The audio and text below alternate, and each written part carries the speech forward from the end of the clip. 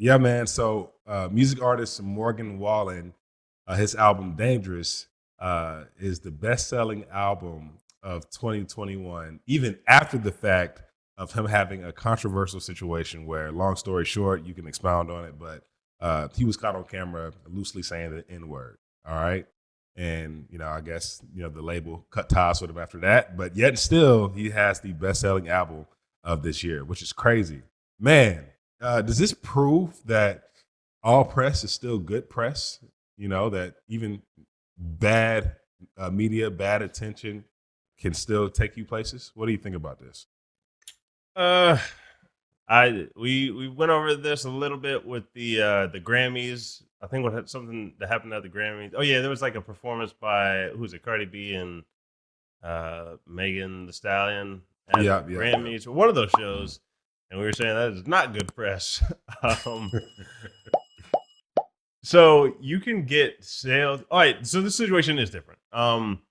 The So for those that don't know what happened with Morgan Wallen, um I think he was like drunk or something like that, and he was dropping off a friend at his house or something like that. You can go to the video and check that out. But he said the N word, and I think he used it in the context of like dude or man, and like I'm not backing him saying it. I'm not backing anybody saying it.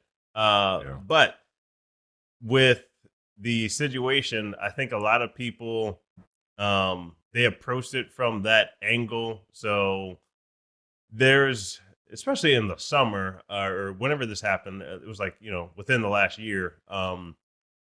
This was a very heightened time of like people just going at each other's throats over everything. Like everybody wanted to disagree on everything, and this was like cancel culture and all that stuff. So I think a lot of people saw it as they're trying to cancel somebody and he didn't mean to cause harm or whatever that. So people and this is just from the data, guys. This isn't like me backing anything, but just from the data, people saw it as that, and then they started to back the project. I don't think it. Well, at least I would bet that most people would not back it because they all of a sudden, you know, hate black people and are racist and all that other stuff. So it was controversial. It was unintentional, was the thing as well, because he's clearly inebriated or something in this video, and this happened to go in his favor. There's other instances where this could go against somebody. For instance, when it is intentional, such as the people remember the dude who played Kramer on Seinfeld.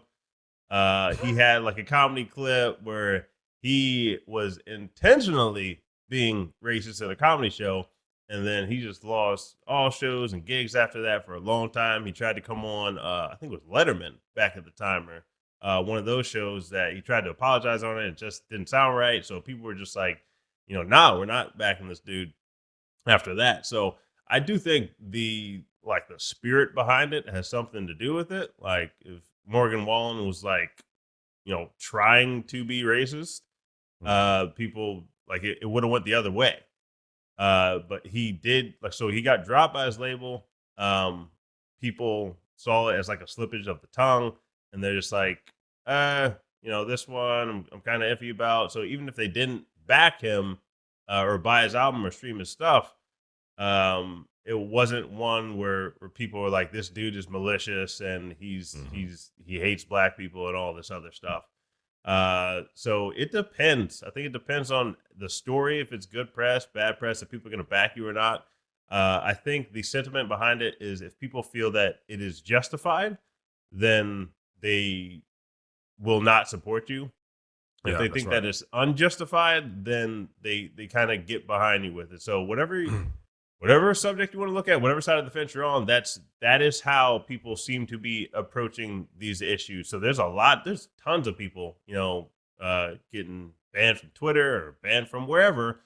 And if people feel that it's not justified, they take their money and they back them, whether you are on the other side and you like it or not.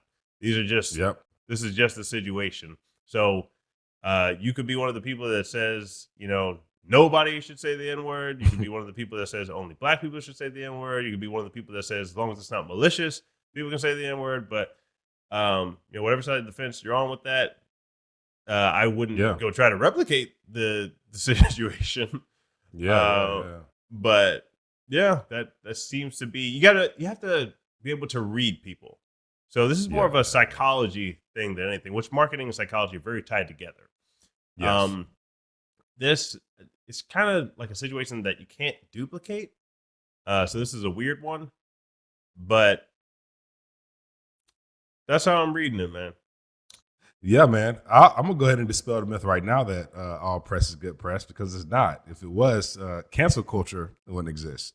You know, we look at R. Kelly, we look at Jeffrey Epstein, and rightfully so. You know, these guys should not be co-signed in any way due to their actions or what they were accused of. And yeah, man, you could lose your career over bad press. So yeah.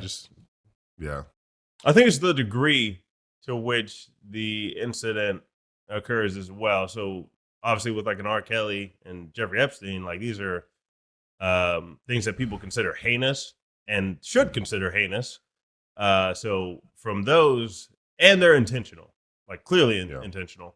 So with those, people rightfully so should say like, I shouldn't support as much of this content. And there's also a degree of like, recognizing everybody screws up. But if somebody is like unrepentant about something, it's not something you back. But you look at Michael Vick, right? So he did something wrong, clearly wrong. Nobody's agreeing with what Michael Vick did, but he repented of something. He said, this wasn't good. He served his time, and he got out and was allowed to come back to the NFL. Still had a good career with the Philadelphia Eagles, and people forgave him because he did his time essentially. So as long as you're not regressing, I think people are a lot more accepting of it. And Morgan Wallen was a case where he wasn't regressing from it. It was clearly an incident. And so people backed him after that.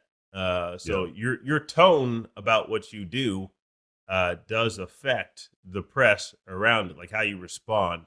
And it's not just caving to the mob. Like I don't think Michael Vick caved to the mob. I think he recognized what he did wrong, and people could sense that he recognized what he did wrong. Right? I think Morgan Wallen knew that even if he was using it in like the terms of like dude or bro, like I think he knew that people, at least a decent percentage of people, might not like it, and he apologized for it, and it didn't come off as like a caving to the mob sort of deal. So I do want to make a difference. When you cave to the mob, it's not like that doesn't help your press back. It's just caving to the mob. So like I said, this is a lot of psychology. If you say something and you firmly believe that and people still don't like it, like I say stuff people don't like all the time. I'm not apologizing for the stuff I say that people don't like. So just to boost my sales, I'm not going to say sorry or I think this is wrong. I'm going to probably double down on it and say, no, like this is what I mean. And if people don't like that, I'm sorry that you don't like it, but I'm not sorry for what I said. So there's a difference. So yeah, you got to stick to your principles. Everybody's not going to agree on everything, nor should everybody agree on everything. And, examine your own thought patterns, examine your own actions, and examine your own character. And that is how we're all going to get better at this, and recognize that everybody else is trying to examine their own character as well. So give them a little space, but also, giving grace doesn't mean that you don't tell the truth. So they both go together. So yeah, that's all we got for this one. Yes, indeed.